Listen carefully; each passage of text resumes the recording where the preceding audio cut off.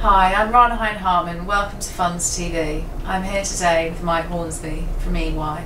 We're here today to talk to you about the real estate investment industry and how that is related to real estate, which we all know and interact with every day. Mike is actually the lead partner for real estate for EMEA. Probably one of the most interesting people to talk to about this topic. So thanks a lot for coming by. My pleasure.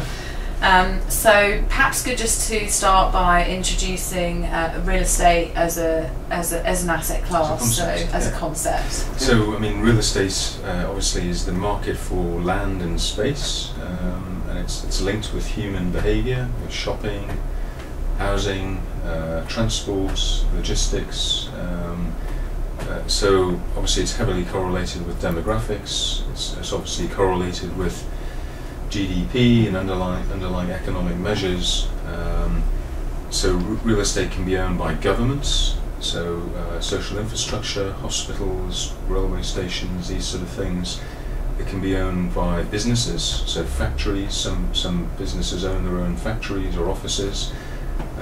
It can be owned by individuals, so you and I own houses, and the area that I focus on is real estate, which is owned by financial investors, institutions, funds, who are owning real estate to deliver that to customers, tenants, various forms, and they're looking to get some return from it, either income, a flow of income, cash flows, or capital gains, by sort of buying real estate, developing it, improving it, and selling it on. And so for people perhaps watching this movie, interesting to understand how the real estate as an asset class is actually linked back to them, perhaps through their pensions. I mean, sure. How significant is the link between, say, the real estate investment industry and people's pension funds? Okay, good question. So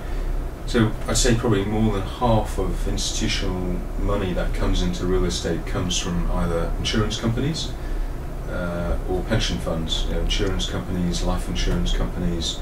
So, and typically allocations in Europe to real estate in an overall portfolio of one of these institutional investors could be something like 9 or 10%. It varies, and the idea is that by having a diversified portfolio, you have your equities, you have your bonds, you have your private equity, hedge funds maybe, real estate fits into that, and this is all linked with the mathematics of portfolio theory. So some things in that portfolio go up where others are going down, and on average the overall portfolio performs better in terms of providing you and I with more stable pension plans that work on a long-term basis. Can I pick up on that actually a bit more? Sorry. I'm interested to explore that a bit more, because I think that's where real estate is really different to other types of investment. So just explain to us a bit more how real estate works. If you look at real estate as a financial asset, I mean, obviously its value is the cash flows that it generates, i.e. the rental incomes that real estate generates.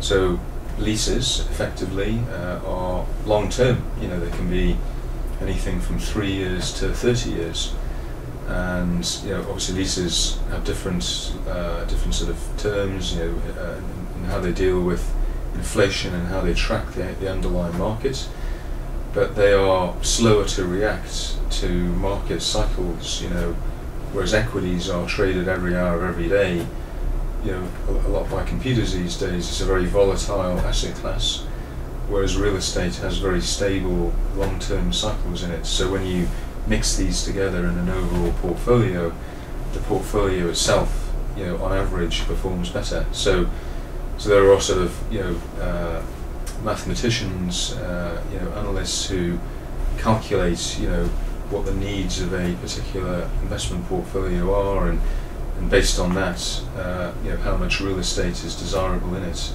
So in other words, real estate is negatively correlated with equity markets, and it's not so correlated with bond markets. It's a very useful asset class, to have in in a portfolio. So I'll just break that down for people perhaps watching, because I think that's a really interesting point.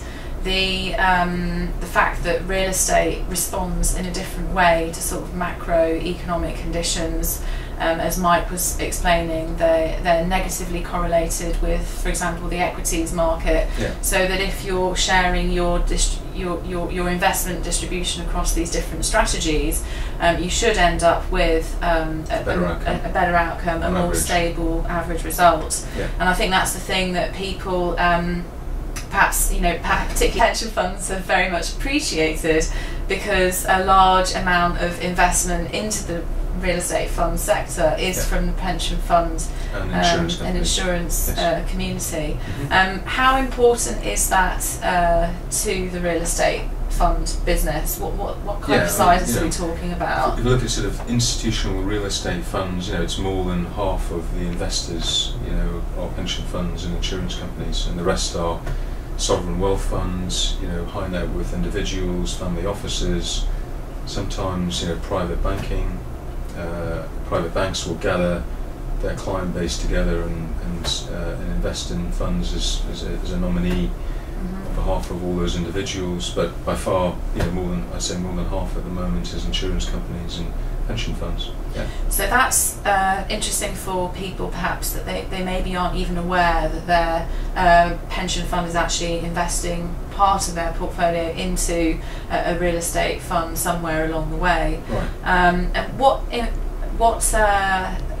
institutions perhaps or guidelines are there to make those investors feel safe about that? Because obviously they're perhaps not always aware. Like any market, for it to be efficient, you need transparency. Investors need to know where they stand.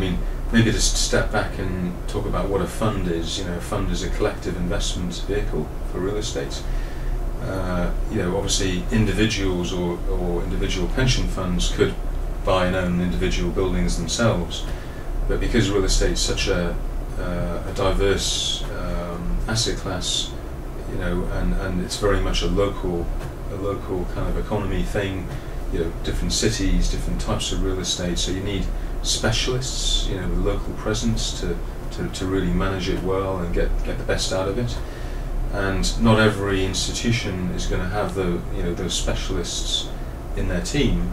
So this is why they will invest through collective investment vehicles, funds, having a manager who has those capabilities and skill sets to collectivize it. And I think the other thing is that if you have a fund which invests in 10 or 20 different buildings, obviously the risk is more diversified. There's less risk because it's a more diversified portfolio than having all your eggs in one basket, one building kind of thing.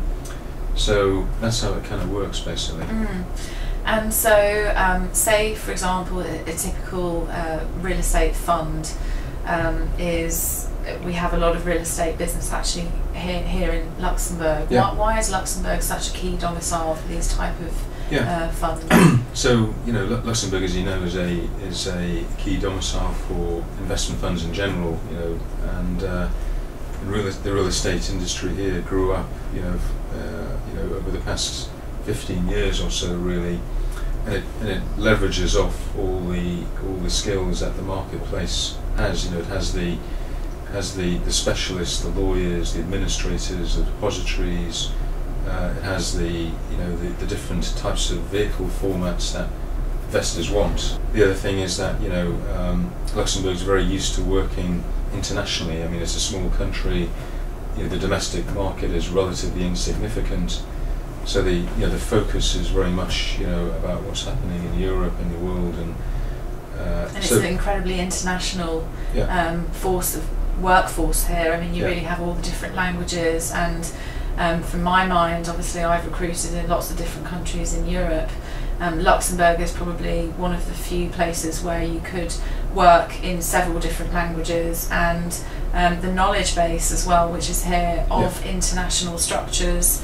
And just to explain to people perhaps watching, the reason that Luxembourg is so successful in some ways is that the people here provide an incredible amount of security to the investment business, and it's all the different layers of legal, audit, and really high level of regulation, which is actually what Luxembourg is so good at providing. Yeah.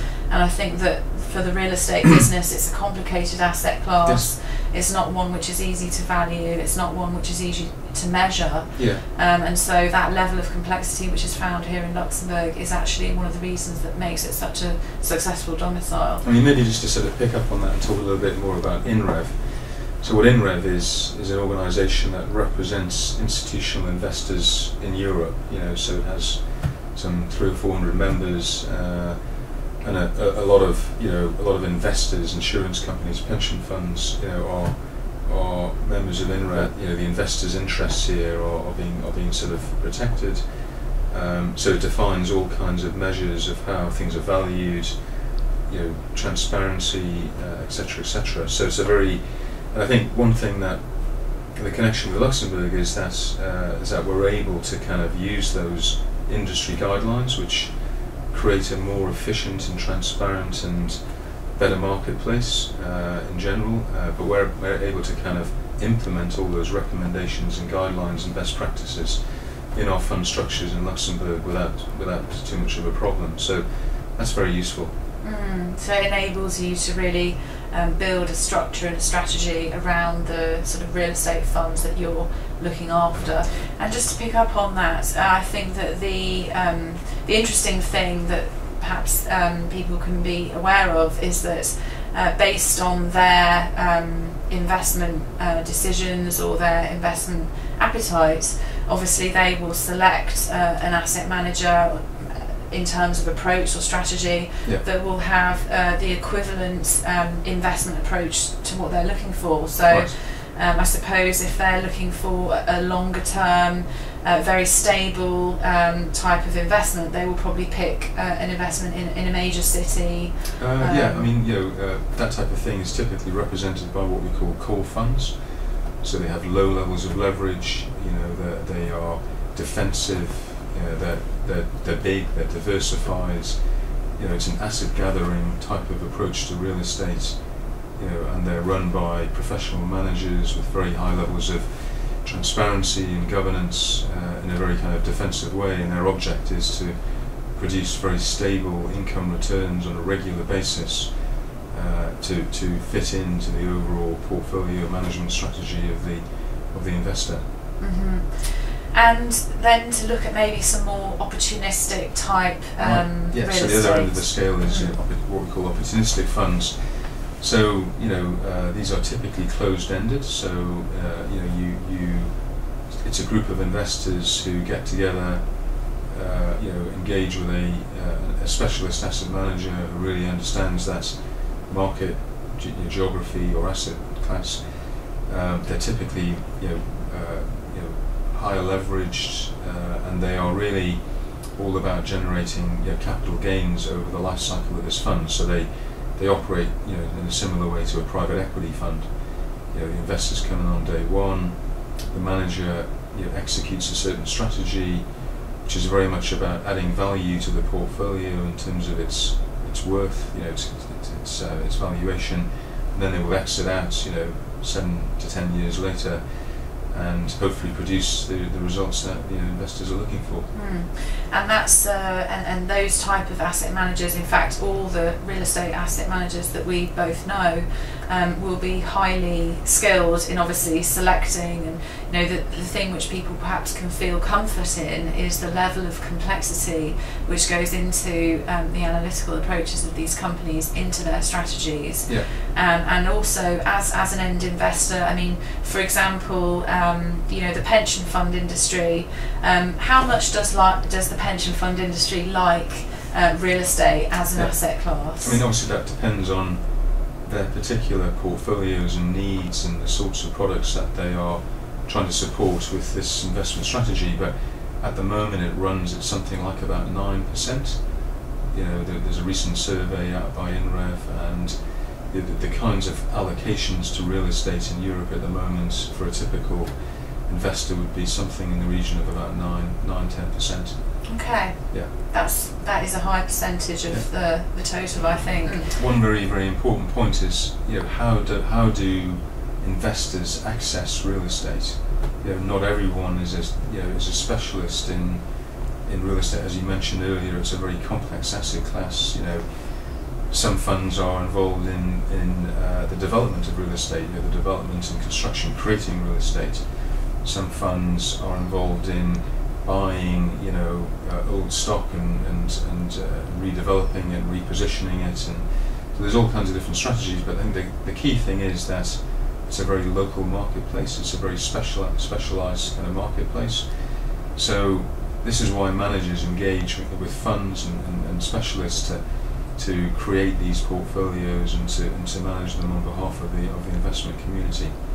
I mean, there are other ways to access real estate. I mean, you can buy listed funds, listed real estate companies, but they are more correlated with equity markets.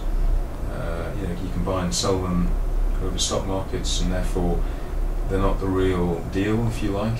They are correlated more with the volatility of equity markets than they would be with the long-term cycles in underlying real estate. Great, so thank you very much. My pleasure. Yes. I think that's been a really interesting and useful. insightful conversation. Yeah. So hope you've enjoyed. Okay. Thanks. Good, thank you very much.